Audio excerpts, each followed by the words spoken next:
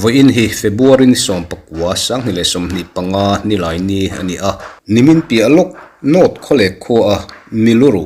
ru ro an mu truk chung chang kha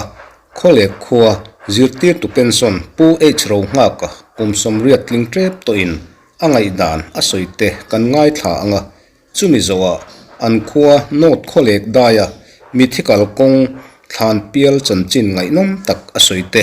kan ngai thachun zom donia not khole krama hian thil mak le hlu a nual maya nakina chuan ala hlutel tel donani khati zat ru ro han hu mai kha thil mak ve tak mai ania Mizoram tan chuan thu thar le thil mak historical chanchin ani ni e mak khop mai khami chanchin a kha nang man han rin thu han tin zone deuh emo han soi thui deuh du in em alu ro han ngot mai hi chu arei to khopin ka ria sang khat zakwa malam kha ani karing to zoka ole khua hi sang khat zakwa pakhata raturam hai ta ratangin chan pial rama bok tlang an tia khwan inruk in khole khua hin sa chuaka an nakha tui vai le tui volin fin na karche phai ram ani awangin thosi le mise theiwang watte rulte emo alo tam ta sia furan han man tan ki chuan khatachang khan lang sang lam a hian anin son kai thawa antia ki chuan sang khat zakwa pakhat atanga khole khua hi omtran an ni e tin kan chuta sang khat zakwa somru pariat Mizoram boya grouping kan ni tekha kan du thua kai kan ni lawa sipai ho chakna le anti luina awanga wan bong kai chau kan ni a kan tia sang khat zakwa pakhat atanga chiar chau wanga sang hi kum sang hi pakhat kum alo thena kum za kan tlin nakha sang hi pakhat kum khan kho centenary hi kanel to ni chu wangin khang hun atang khan chu tiang thing khuang apu kalduru ro ngot mai na dan kha khole khwal do din chu atang chuan a hun le a hun hi riat thei ani lo mi chen khatin thing chau ko na khuan to anti khachu sang khat zakwa som ni panga atanga som thum pakhat kheng ania sang khat zakwa som thum pakhat khan wan phunga changzo le changa ro pui tak ron phei fa pa kha thing chau ko na du to lavin wan bongan masak na an kai chauta ki chuan wan bongan kai chau kum tak chuan lian kiawa fa pa upa pani na anin ka ria pulau vu lian a pianga sialin an lo ngen tia pulau vu da po chu electric ram tharrenga khan chau tak chung chuan la dam tre ni in ka ria chu thing chau ko na chang wan bong an kai chau kuma piang ani an tia khang khan ni ya thing khuang pu pa ru ro an mu tak cheu mai hi sang khat zakwa pakhat malamami ani to ma karing ke chuan ani chu ni e boi lai vel te po khatlin ten khat khan an han ring deuh thuak thoka chu ani thei no ani mo khang tan ti se chuan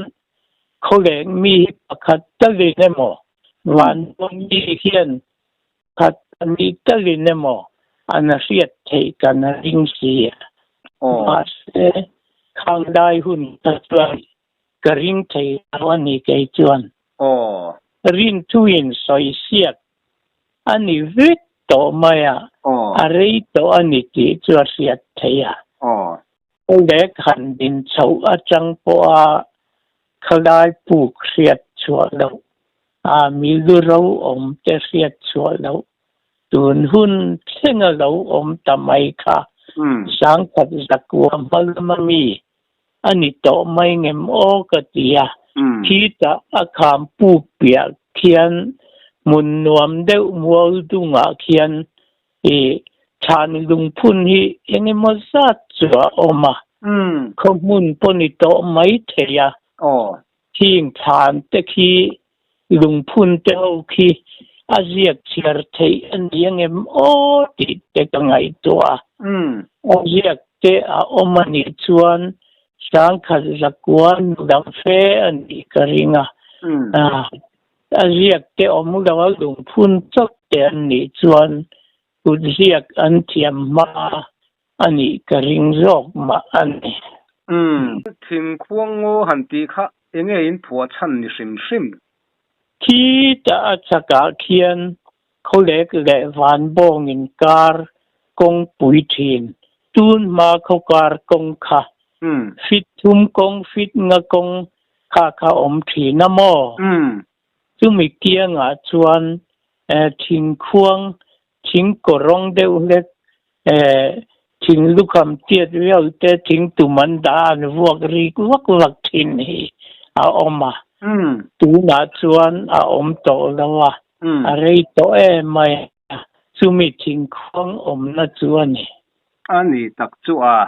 a ming phua chan po chu lo om ve le zela khami kham sim kha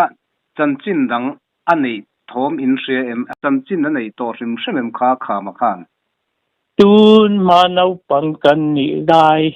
kholek biat in tlang atang chuan chau mei cher chin tie moni chumi kham dung zui de ngo om chuk zel da khan kan mu chua thina pathian ni ran in rin ni ran ni dai ran in khom pa biak in tlang atang hian mei cher chi ni om tak hi chu kan mu chua thin tun na ya chuan ngo te po hi kan ti chereu ne to ango sir vek te wa zo de vek hi ni to tun dai chuan mei cher ang chi chu kan mu to ngai lo aniang ani tak chu khalai chu ni mi thiam tena an en diga ni lo chuanin thil hriat thei lo ani deuh top mai ni mo tro agriculture department forensic antite in tat hoyen ron kanin ron en dan he dan tu an nei thei mai thei mia nei thei nge yang amak iti ve sim em khami ron an han mu mai kha amak kan ti theu rin tu kan in soi sia theu khodang atang lo sia te huna han bu chu an ron ti ve le la chu tiang chu ni ani tak chu thil dang lam ve tak mai ania Mizoram mun sang te po khanin kholek kal te po ti chak ve lo mo le tro ni champaya kan uthan sen miron fona bong kona kan thian padai lawan miron fona bairabi kan thian pabu kan miron fona ase phak chuan min phone ve nak ania an alo thei lo ni khatu adang lam ve ma khalai big khatu du tok do ni la in khuwa kholek not kholek a hianin thil mu nom le thil en tur chi thil dang lam tak hi a om thu hi ka lo hre ve to thina than pial ti te mythical kong mo than pial khang chung chang te le khur chia kan tiang chi te eng mo thil kha oma chanchin ngai nom tak mai nei ni in ka ria kha khongai in min han sil te i azia khi aziak kada na hi ka reto lawa ka ziak ve cheu to in mu pitlang awa po sang ni som pariat khan ka chua ve to nin ka ria chuan chan pial chan chin hi mythical kong ani dan hi kan ai upadai in taiten mi pani chu se deu mayan oma pakhat chu miro rambuai lai le rambuai ma a ratu khua primary head teacher puar chal dai lawa ram gun veng lai mone indoor stadium bulok kong thanga khana oma ni kum dai khan min thi san to nin ka ria chu nen po chuan kanin kom ngun ve khop maya kum som ko chuang dai ni in he khovel hi chu san to tin nau pang te kan ni dai changa kan puitlin nu thengin sen won khua kan u nau pa kan u HV sunga riveren ro puitak mai ania chan pial ko chan chin hi anase nem em maya ti chuan kan u HV sunga riveren chu khu di tu sudama sukin pu na tidai to man kuma khan biak phag le kom phag la ni to lawa primary teacher ka chan lim khan voi khat aron zina ati ti ngai thaturin ke chuan ka kom thiam vak don bok si lawatin ka thian tha ke ai upate pudar phutate pudal zom lianate pasang loya upasang loy te ho ka ko khoma senwon gamakan uchunga lozina zamin chui kom tlang teng u lo leng te u katia zam rei tak mengin kan koma chung ten an soidan chuan kanin lan chong ve zela war chal dai dawa zia ka chuan abul de ule ka chang khan han soita ila makan u nau le da ho chuan an ti nuwa jing mutlang an charau kal turin ngaya chumi ko nan kal thathe turin teron kan sakthi ti na ziaka tin kan mizo lusei na thak ho mizo ram gai liom te hian an thi nuwa an tharau chu ri dila chho turin an ngai veka atia ti chuan keini mar nam fen ngo feng ho tuna mizo ram mi le manipur ram om te tripura ram theng tha te le haflong lam theng tha te ho alang rong tek le nam sang sang khu ni ma nam kan ma na ta tan chiar yang leka mar nam dia ka po hian an dak vek an kung ho ti pura tha to te ho khu tuan pi le pu hu na chang khan kan lo thi tuan kan thalau khum bana tung cho lona khan kom tan tung to wa fa tha chuan chan pial laman anta chan pial ko thimiti kal kong chu lo ni nge hi anti ba ka dal ruang kha heta nar khua an mas la piang lo ni mange kan ta ni tu tiang chuan kan mar lam fen ngô feng zong fen ngô feng han tia chuan ati sang kha ani lo ta hun nung lama kan han a riat le thei chu mar pasal tha huai sen chon hoi chura muthi khua lian kung khua na run lai po huai sen ber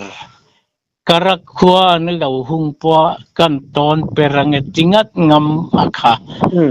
khami fa te kha mi pa sau rual tak an nia ta khan han sai dayang ti chuan a fa upa tlang hluta tlang boya tlang pui thanga tlang zakhuma tlang chunga tlang zahuata te an niam o chuta pangana tlang chunga kha puchon hoi tlura ang poka pasal chawai sen chofun khat a chua chuan zan sari ram nuai riat bo thei atia chu chuan ki ta suang pui don ram gam matangin tuiwa na lam matangin samang nu chui ta zelda tai gam kwa lo lai to chuan ka chui phadon lo ni mang o ti in kham bang nuaya a chau ta zelda ti chuan tlang chip a lon chua don tep chuan than pial kot chua thleng ta ne he than pial kot chak taka hian mual dear kim ang devin a mual da hi a to pa mar lam chong zongin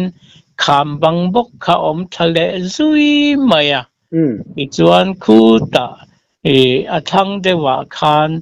lo ruanga lung sai kuak chu na sa deu mai hi oma i chuan putlang chunga chu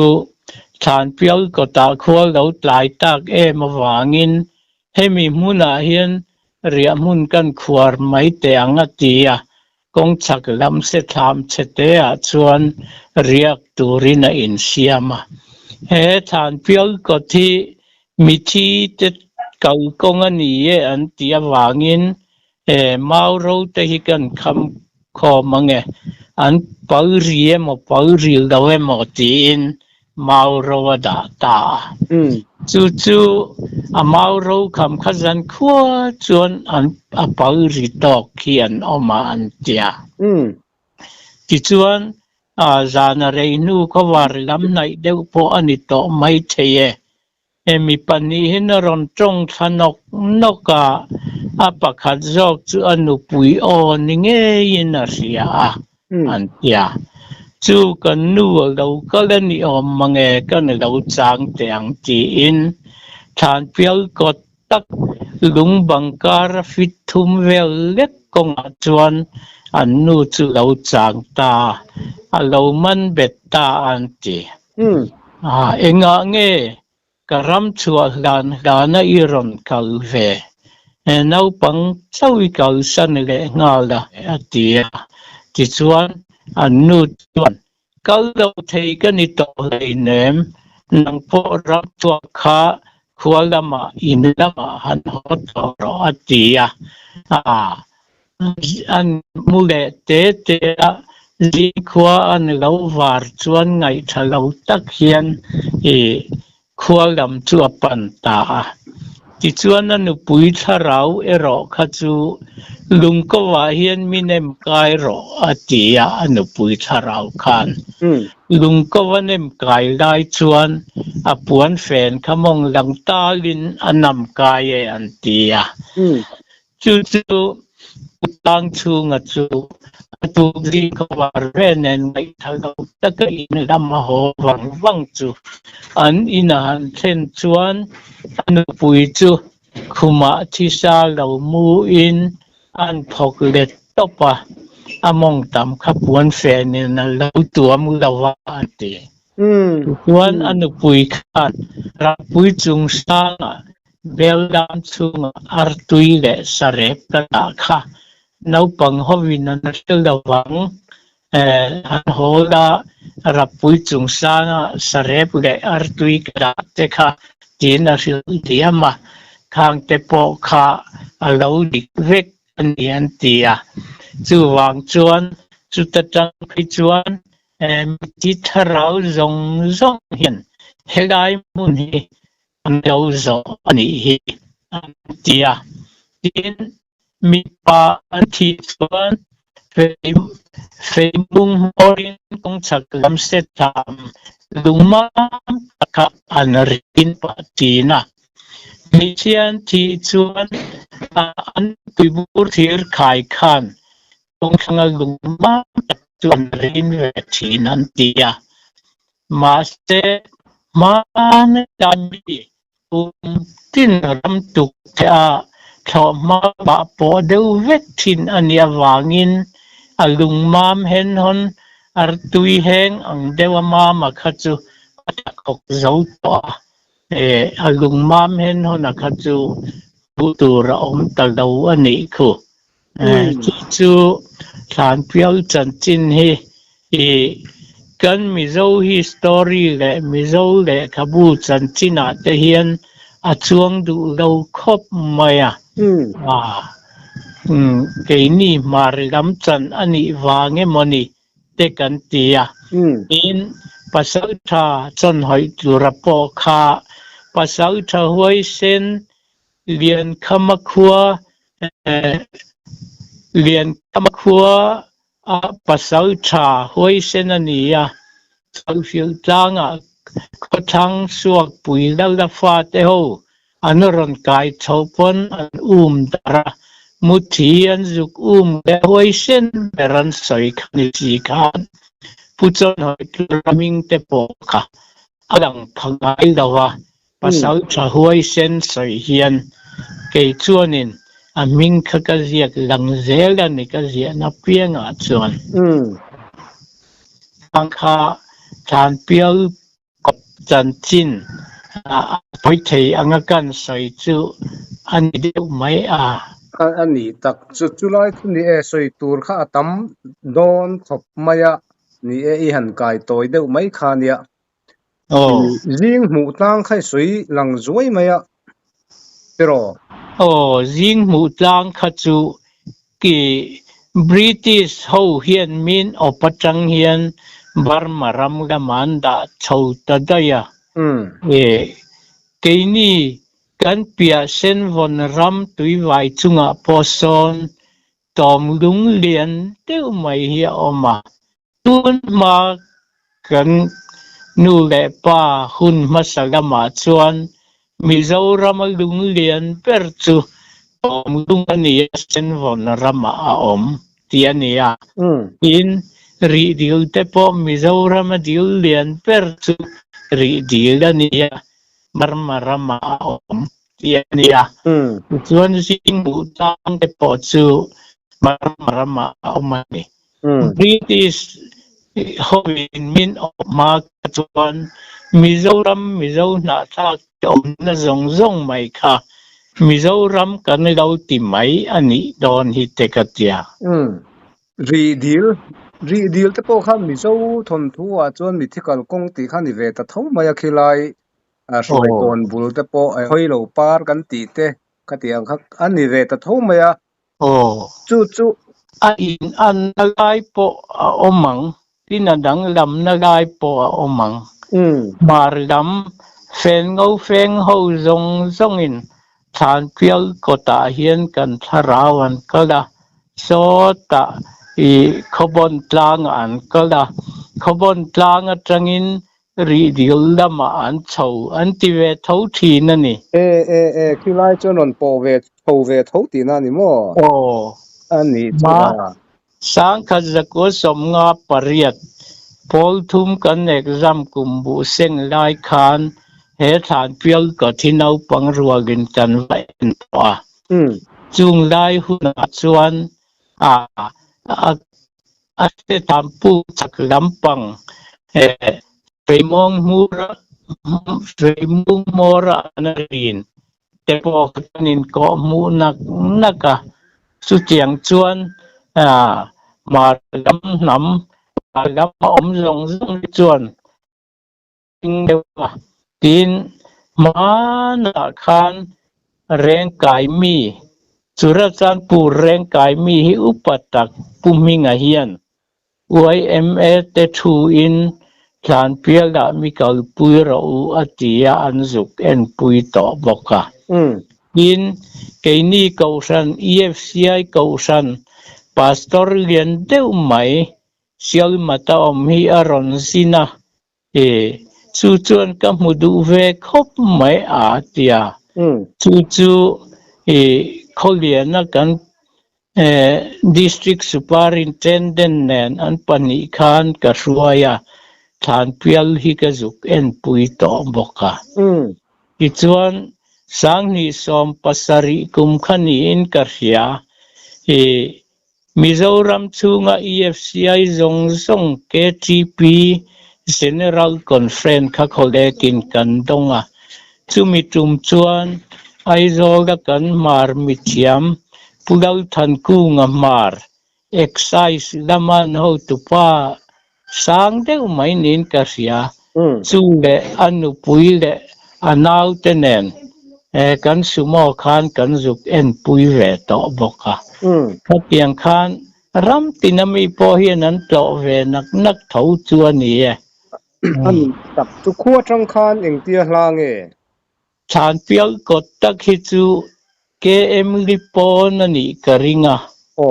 KM nga po ni mai theya konga tha em kong chu motor kong ratu ne na kanin kar kong pui zel hi ania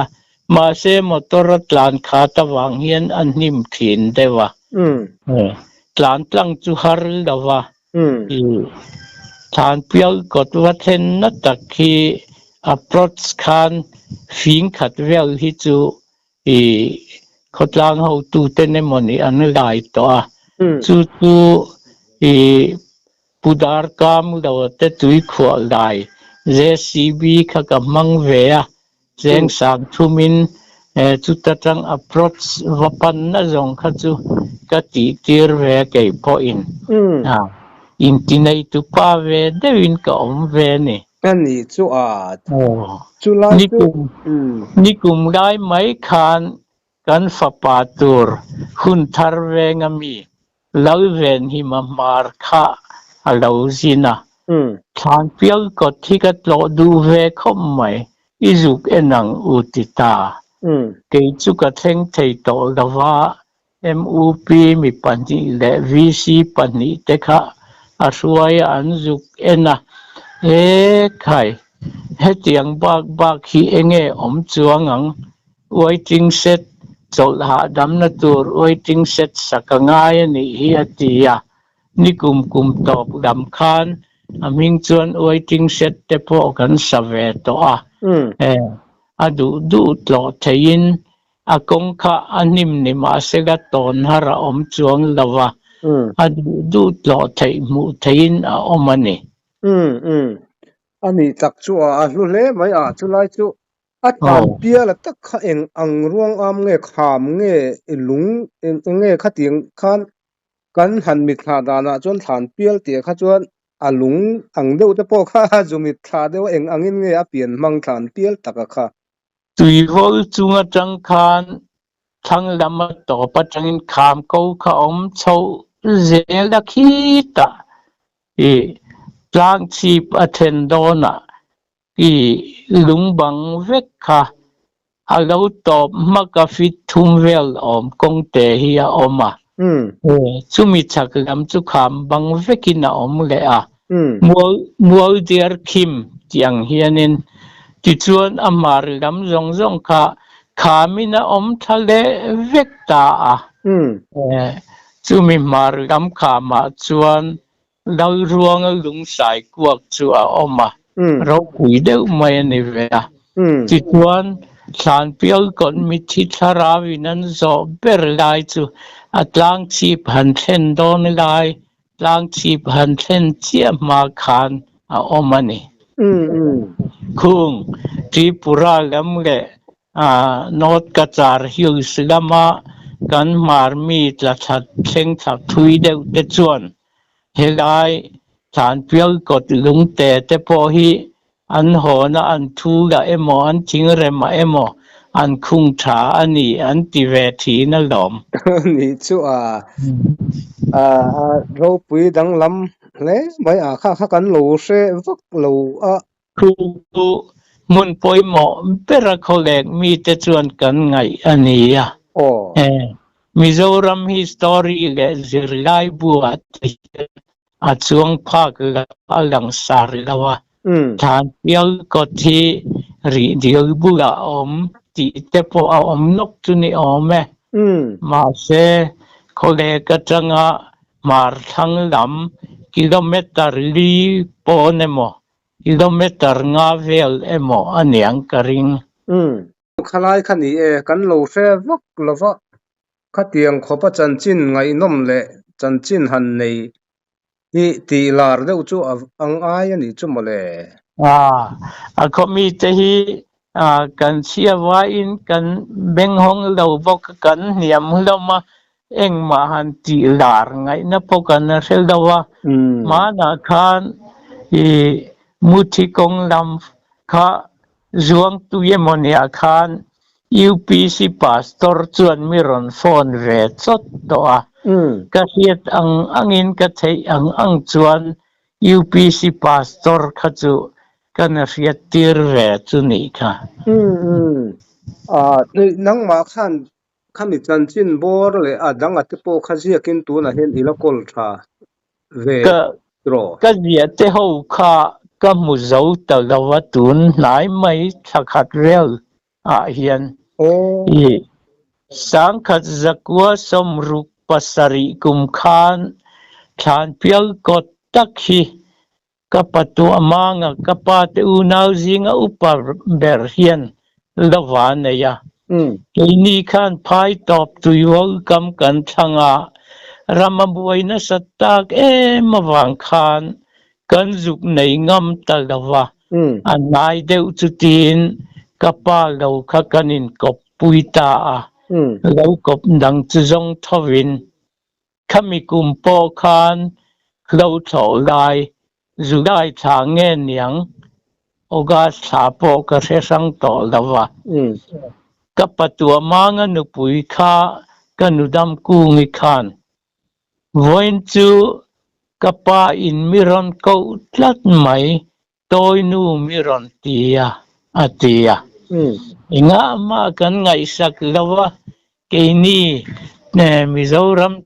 kan to nu a Christian ravek ni to nu a fe hong in kan han thenga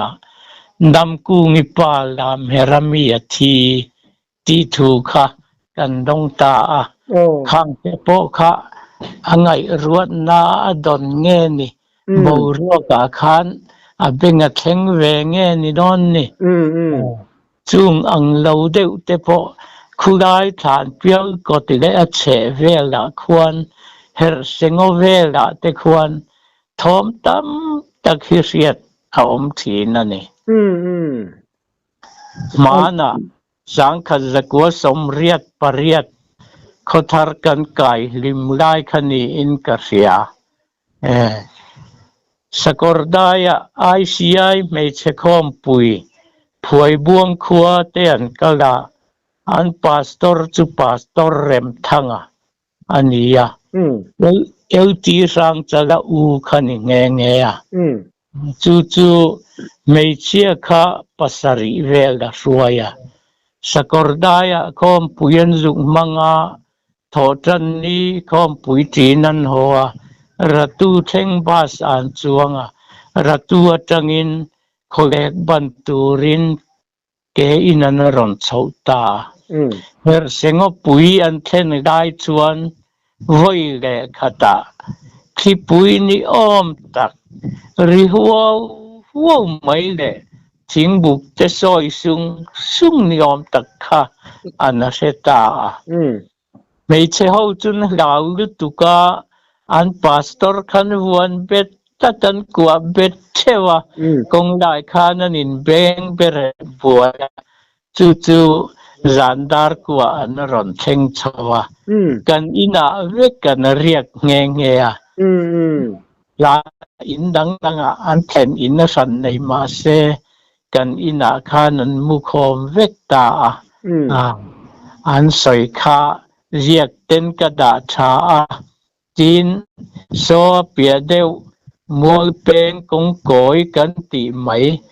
lai nei a piang chuan lau tur hian na zia ang khazakwa somriat pakhata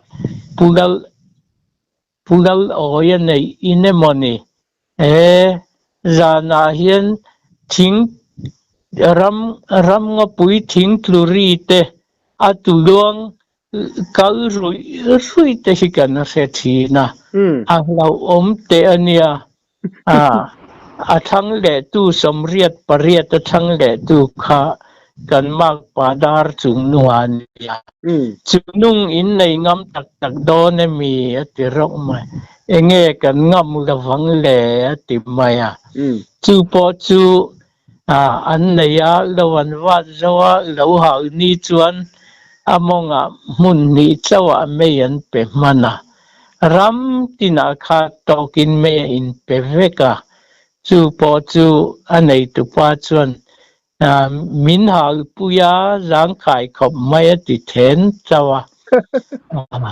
lo cho lai fur lai thaman riat te po kha an char ngo puya chuan thing bak la pum ai lian om hi atum dupa atlu ruwa thinan tia atu klaman wa en chuan engma an mungai lohan tia chung petunia khulai che vela khu chuan neya piang chuan soya tam thin khop mai ani chumale khariwa po kha soi tur tam taka omdo na at mi chi sang ton le riat te po mo mi thi ta rau po kan vuat chuang lawa ram huai po kan vuat chuang lawa helai ram che vela hi chuan amakani ti tur ya om mai ani chumale pasal tha chon hoi tlu te full len common kiang wang ten om lai chuan chak le thang in do kha chuaka chu sang khat zariat som nga paruk vel som nga le panga chau vel lai nan soya chu chuan bolon khuan zuk runa an zuk that treu mai mar khua kha ti chuan sala enge mozat an hona an tia an sal hon te kha suang pui lon rama an thatta an thuak kha korte lian twa khan tui vol le suang pui lon in kara sona oma chu sang chunga te sang chunga pa chon hoi tura te hun lai anita sang chunga pasal cha bok a fa pa kha eng tik hun lai nge niang ti kha kan se le thei lawa pu sang chunga te u nau ho hi mi pa paruk anya khole khan mua la khian pakhat chu tlang pui thanga than a om nge maya tlang chunga than te tlang boy than te hi suang pui lon kho luya te sona omangemo ti te ka ngai tu na chuana omani kan han rian masak deu ber tlang hluta fa te kha sang murale ton pera nia kausan upa ve upa deu ni in lam hera an thi to a chu chon hoi tura tu te anni lo ruanga sai kuak le than pial kha a in hlat lo tro thang mai tro a in hlat lo a kham bang kha a in zom angania chu than pial kot sak taka khan mol tiar kim ang chau hian na oma bom thukum ang deu hian ti chuan ale lam kha kham bang rekin na om chale ani chu ti ne chon lal ruanga alung tumo alung ve la kha eng dang lam vem zong sum kan tia a khwat ke ku lian deu le a te deu a chip nuk lian pang kha a sai kuak ti ang deuh khan khami hei sei hlumina kan per kuak ang deuh ang chi khan a chi mai ni mo a dang lam ve hle mai a chu po chu a dang lam deuh ani chu re kai